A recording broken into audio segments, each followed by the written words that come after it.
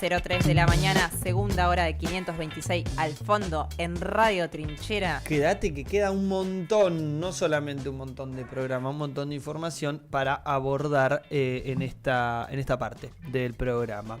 Dicho sea de paso, que ya estamos en comunicación telefónica con Sebastián Salgado. Sebastián es colega, además es director del medio Data Urgente y corresponsal de guerra, hoy en Venezuela, cubriendo las elecciones bolivarianas y toda la preparación alrededor de lo que va a ser este domingo. Sebastián, buen día. Franco y Sol te saludan desde los micrófonos de Trinchera.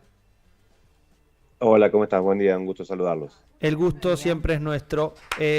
Bueno, Sebastián, primero cuando llegaste, cómo venís viendo la situación por allá en todo lo que es el escenario de preparación para el día domingo? Bueno, ayer fueron los cierres de campaña, los dos aquí en la ciudad de Caracas, multitudinarios, hay que decir, mucha gente en las calles, la ciudad absolutamente bloqueada, existe lógicamente una gran tensión política, ¿no? Por lo que significa este momento, esta elección, sobre la posibilidad de la continuidad del gobierno de Nicolás Maduro, y una oposición que se ha abroquelado en la figura de María Corina Machado, una mujer procesada, de alguna manera, que ha realizado una estrategia electoral en la candidatura de otra persona que evidentemente no tiene mucho carisma y demás, pero ella ha llevado la campaña adelante. Así es que, bueno, hasta este momento lo que estamos viendo es que hay un clima de paz social. Estamos todavía a unas 48 horas de la elección y, bueno, aquí las cosas de alguna manera irán tomando, si se quiere, una cierta efervescencia a medida que pasen las horas. Bien. Sebastián, recién hablabas un poco de esto, de esta situación en cual la elección particular en Venezuela obviamente es observada por todo el mundo. En el día de ayer hemos tenido algunas declaraciones públicas alrededor de algunos presidentes de América Latina, con algunos planteos y algunas discusiones alrededor de la derrota electoral y una interpretación que hacen alrededor de una declaración de Maduro. ¿Qué se habla de esto por allá, sobre todo en las calles de Venezuela? ¿Cómo se lo toman algunos de los compatriotas venezolanos, compatriotas de nuestra patria grande, que han... ¿cómo han tomado, esta declaración y además las repercusiones internacionales que ha tomado? Bueno, sin duda hay un intento de aislar de alguna manera políticamente a la República Bolivariana de Venezuela. Las declaraciones del presidente Maduro siempre hay que tomarlas en el contexto en que son dichas. Estamos ante una presencia de una oposición fascista en muchos sentidos. Y bueno, en otras ocasiones, en el 2017 y en otros años, han llevado adelante acciones tremendamente violentas. Uh-huh. Y en ese sentido, bueno, el panorama que se puede llegar a ver hacia adelante está vinculado a eso, ¿no? Por eso se han hecho ese tipo de declaraciones y hemos visto que algunos mandatarios han generado una especie de distanciamiento, incluso dentro de la región, pero que al mismo tiempo, lógicamente, como cualquier país, tienen que respetar, ¿no? Este proceso político, esta intención que tienen los venezolanos de llevar adelante esta jornada electoral. Y tal vez algunas de las cuestiones que hemos estado viendo de intento de desestabilización en las últimas semanas, sobre todo, hay que recordar que hubo intentos de magnicidio también contra el presidente Maduro. Uh-huh. Hay que decir que están hechas muchas de esas desde la Embajada de la República Argentina en Venezuela, ¿no? Se está utilizando la Embajada Argentina como una especie de búnker de desestabilización. Así es que, bueno, aquí es un tema que en Caracas lo conocen muy bien y están muy atentos, ¿no? Porque también esas acciones por parte de la diplomacia argentina al servicio de esa oposición fascista, podríamos decir, porque hemos visto de qué manera operan ellos, es una situación que nos pone, vamos a decir, en una especie de vulnerabilidad en las relaciones diplomáticas a todos los argentinos. Claro. Sebastián, un poco para profundizar sobre este elemento que planteabas de que la embajada argentina en Venezuela se transforma en un escenario por lo menos para discutir operaciones de estabilización en el marco de esta elección. Me imagino que también el mismo domingo, y que se vienen planteando distintos escenarios o elucubraciones alrededor de lo que podría ser un resultado, sea ajustado o no, y que obviamente me imagino que también hay algunos análisis al respecto de qué es lo que puede pasar. Pero algo que también nombrabas que queríamos pedirte que puedas profundizar es alrededor del accionar, porque se está, o por lo menos vemos, sobre todo en medios amigos, digo, en medios compañeros, en colegas que vemos que hacen el periodismo, no por una matriz económica, sino realmente por una cuestión de información, y que dejan muchos elementos por fuera del análisis, sobre todo de la situación de Venezuela, y es concretamente el estado, digamos, el estado de guerra en el que han elegido algunos de estos que se presentan hoy como opositores llevar a este gobierno, con desestabilizaciones, apoyando lo que ha sido el bloqueo económico, inclusive como las guarimbas que hemos visto de hace 10 años, que por lo menos hace 10 años han perdido obviamente la intensidad, pero que han tenido muchos de estos intentos, y son particularmente los mismos miembros de esta gran coalición de derecha que hoy presenta este candidato. Sí, sí, sí, realmente son diferentes caras de un mismo proceso, ¿no? Hemos conocido a través de los años las acciones realmente violentas, en la figura de Leopoldo López, del señor Capriles. Hay realmente un financiamiento externo para destabilizar el proceso revolucionario en Venezuela que genera un daño muy grande. Y sobre todas las cosas, esto hay que tener en cuenta, está hecho en un contexto de un tremendo bloqueo económico, no contra el gobierno de Venezuela, sino contra toda la población, Claro. que es lo que viene generando, sobre todo desde el año 2017, parte de ese gran éxodo que estamos viendo y que es una realidad, ¿no? De muchos venezolanos que no han encontrado posibilidades en su propio país, y bueno, las buscan fuera, muchos de ellos en nuestra propia región y en Sudamérica. Y eso lógicamente genera un resquebrajamiento del tejido social que está a flor de piel aquí, porque las familias sufren esa situación, pero mucho más sufren lógicamente cuando hay enfrentamientos que evidentemente pueden llegar a generar una situación de violencia extrema, porque si la oposición está diciendo en este momento que de alguna manera no va a reconocer los resultados del próximo domingo, cuando uno ve las manifestaciones que son bastante más masivas del lado de quienes apoyan al presidente Maduro, uno puede avisorar una continuidad en este proceso político. Y entonces todas las expectativas están puestas justamente en eso, ¿no? ¿Qué es lo que va a pasar el domingo? ¿Hasta dónde están dispuestos a llevar esa protesta? Porque si vuelven a realizar algunos de los actos en el pasado, de las famosas guarimbas, ¿no? Que son unas especies de piquetes muy, muy violentos en diferentes lugares del país, bueno, Venezuela puede volver a lo que fueron los peores días, ¿no? Del intento de injerencia y desestabilización. Sebastián, acá Sol de este lado te habla. ¿Cuáles son los puntos fuertes de esta campaña de Nicolás Maduro?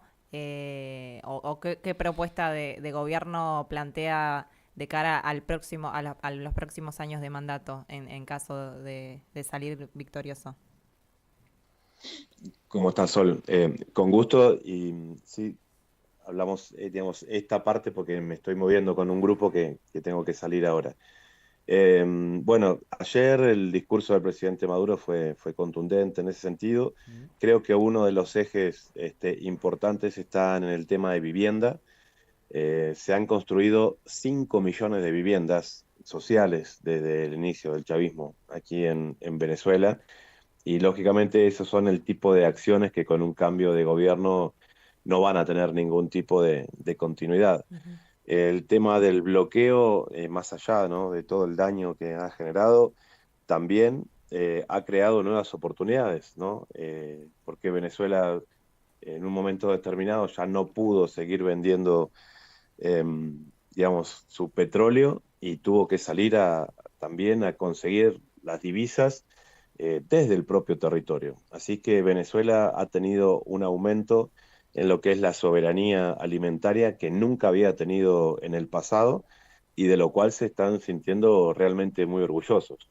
Uno ve, por lo menos aquí en la capital, que es donde hemos estado en estos días, en Caracas, un semblante diferente al que nos ha tocado ver en otros tiempos. Hay como un optimismo, ¿no? de mirar hacia adelante porque realmente han logrado frenar la inflación que tenían en años anteriores, se han estabilizado sus reservas, Venezuela ha vuelto a vender petróleo a pesar de las sanciones, Venezuela ha encontrado socios estratégicos muy, muy importantes en Rusia, en China, en la República Islámica de Irán, en Turquía, que de alguna manera, bueno, brindan, ¿no? Ese nuevo camino de oportunidades que seguramente en un futuro cercano estará siendo parte de los BRICS. Bien. Sebastián, entiendo que te tenés que salir o tenemos para hacer una más. Si querés una cortita, dale. Bien, en relación entonces a cómo viene el escenario del domingo, cómo fue un poco contarnos un poco cómo está viviendo el clima, qué cosas pueden observar de allá. Me imagino que cuando uno va a otro país y cuando está dando vueltas y comprando, va hablando con distintos ciudadanos y ciudadanas para tener también un termómetro propio fuera de un microclima que muchas veces nos metemos quienes hacemos periodismo y además quienes tenemos una posición sentada al respecto del país que visitamos. ¿Cómo es el termómetro que estás teniendo? Y bueno, ayer el cierre de campaña realmente fue impactante la cantidad de gente. Hay una intención muy grande de salir a votar. Hay que recordar que el sistema venezolano es muy sólido, muy Sí. moderno, con un sistema doble de voto electrónico que imprime una papeleta y que bueno, eso facilita mucho el control del voto a través de, como se hace en cualquier país, con sistema de fiscales, ¿no? Entonces, si hay alguna duda sobre el voto electrónico, existe una urna de papel donde ir a controlar Claro. que no haya ningún tipo de diferencia, ¿no? O sea, tiene un sistema parecido al nuestro en relación a que tiene formato papel de comprobación y además huella digital, ¿no? Sí, así es. Pero no, digamos, el voto se hace de manera electrónica. Claro. Entonces, vos te acercás a una pantalla, ahí tenés todas las opciones, apretás el botón, porque hay que recordar que hay 10 candidatos a la presidencia, no dos. Claro. Apretás el botón del partido que vos querés votar, te lo muestra para ver si estás seguro de que es ese realmente, y si estás seguro que es ese, imprime ahí una boleta que vos ponés dentro de una urna, ¿sí? Entonces, y aparte el sistema de la huella, como vos estás diciendo. Así es que, bueno, es un sistema robusto, si se quiere, tecnológicamente bastante más avanzado que el que nosotros conocemos en Argentina. Y bueno, eso creo que da una confiabilidad grande. Hay grandes espacios de pensamiento como es la Fundación Carter que han respaldado esto Sí. desde hace mucho tiempo y es de alguna manera una garantía importante. Y por otro lado, lógicamente, todo lo que está vinculado a esa efervescencia electoral, que aquí, bueno, en la madrugada, ya como a las 4 de la mañana, tocan la diana, que es como una corneta, vamos a decir, que Sí. invita a la gente a empezar a salir a votar. Y el compromiso que hizo ayer el presidente Maduro con la gente en el acto de campaña era una especie de juego, ¿no? Si se iban a levantar a las 3 o a las 4 de la mañana, ¿sí? Esa es la manera que tienen de ver acá. Lógicamente, Venezuela a veces tiene un clima muy inestable que no se puede predecir, pero bueno, invitaron a que más allá de cualquier condicionamiento, la gente se acerque a las urnas de manera masiva. Bien. Sebastián, una cosita muy cortita que me quedó de algo que dijiste, que es que desde la oposición ya se planteó que no reconocerían los resultados. Sí, lo están diciendo de manera indirecta. Ellos de alguna manera tienen preparado toda una especie de protocolo para a eso de las 10 de la noche, cuando ya habría resultados definitivos, porque el conteo con el sistema electrónico es muy rápido, de salir a desconocer los resultados y eso, bueno, lo tienen preparado desde hace algún tiempo porque se dan cuenta a través de la masividad de las manifestaciones y demás, que termina siendo un termómetro mucho mayor que cualquier encuesta, eh, que las tendencias son favorables a la continuidad de Nicolás Maduro, ¿no? Entonces están buscando un respaldo internacional para que no valide las elecciones, tal vez como hicieron el intento de golpe de Estado contra Evo Morales cuando ganó su último proceso electoral y que la OEA salió de alguna manera a respaldar ese golpe de Estado que terminó en el gobierno de Yanine Áñez. Claro. Sebastián, muchísimas gracias por estos minutos, te mandamos un fuerte abrazo, que tengan gran jornada y bueno, gran laburo por allá. Muchas gracias, un abrazo para ustedes ahí en Radio Rinchera. Muchas gracias, fuerte abrazo. Pasaba Sebastián Salgado, colega, compañero, director de Data Urgente y además corresponsal de guerra, en este caso cubriendo las elecciones de Venezuela para Data Urgente. Insisto, vayan a en Instagram también la página dataurgente.com si no me equivoco, y Data Urgente es en Instagram. Van a poder ver ahí gran parte de la cobertura que está realizando Seba con su equipo en Venezuela. Interesante hablar de esto porque principalmente porque lo que vemos y escuchamos son, insisto, lecturas muy de mierda, sobre todo a una lectura del proceso venezolano. A uno le puede gustar más o menos Chávez, más o menos Maduro. Te puede parecer que está más o menos preparado para el cargo en el que está. Lo que no podemos hacer es desconocer, insisto nuevamente con la analogía de la serie. Si la Revolución Bolivariana es una serie, no podemos desconocer las temporadas previas a esta que estamos viviendo hoy, ¿sí?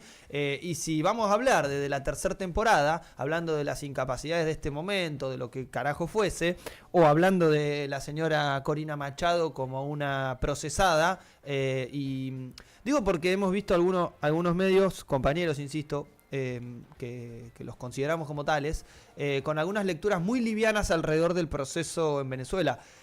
Muchachos, lo que hay es una guerra. Están guerreando a un gobierno que ganó las elecciones, más de 20 elecciones ganó este proceso político. A ustedes les guste o no les guste, este proceso político se presenta a elecciones y gana. Modifica la Constitución.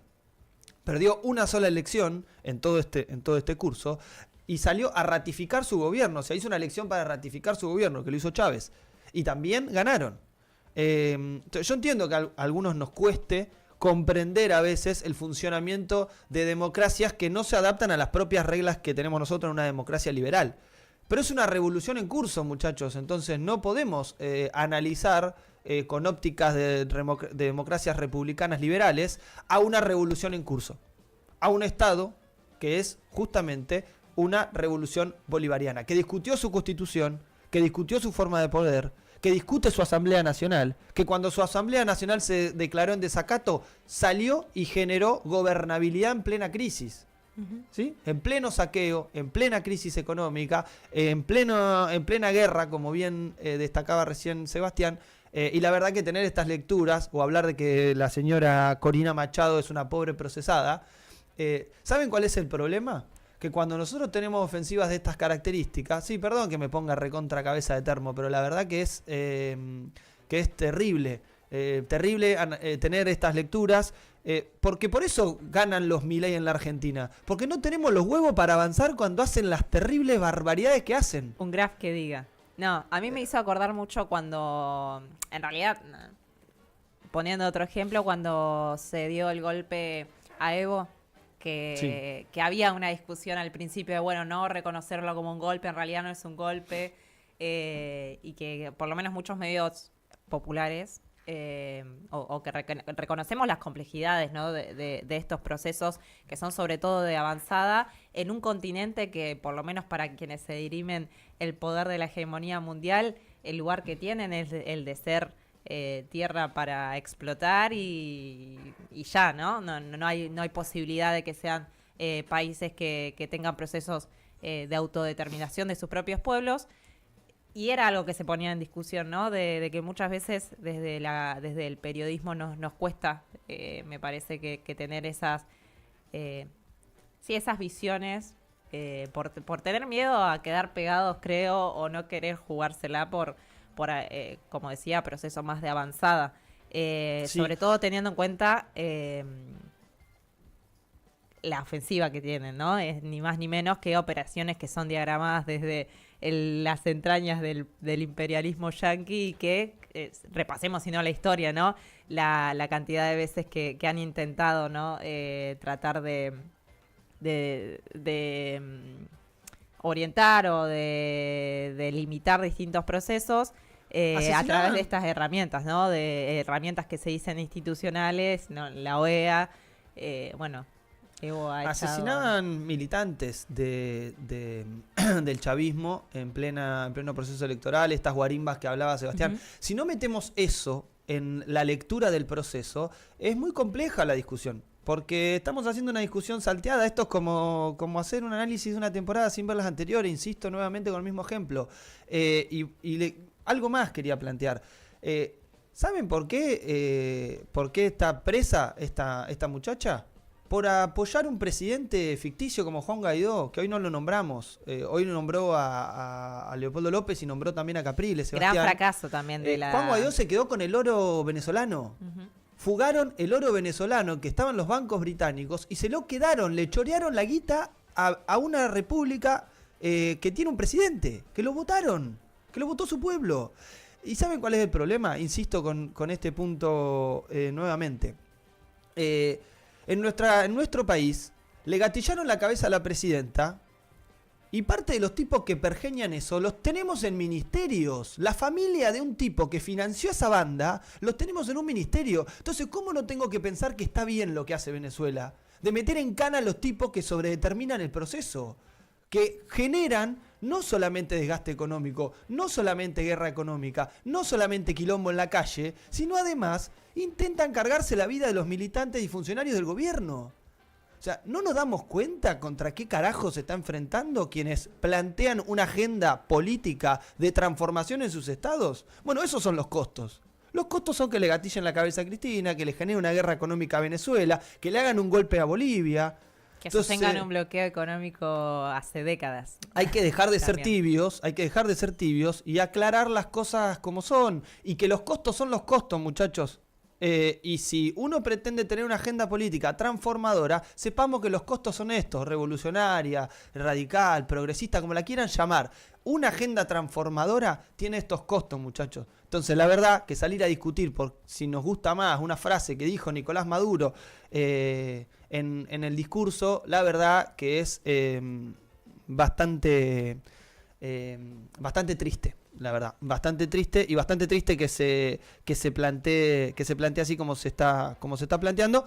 Concretamente en la Argentina, lamentablemente, tenemos este presidente porque no tuvimos los huevos para avanzar como había que avanzar contra estas estructuras, que son estructuras de poder. Al fin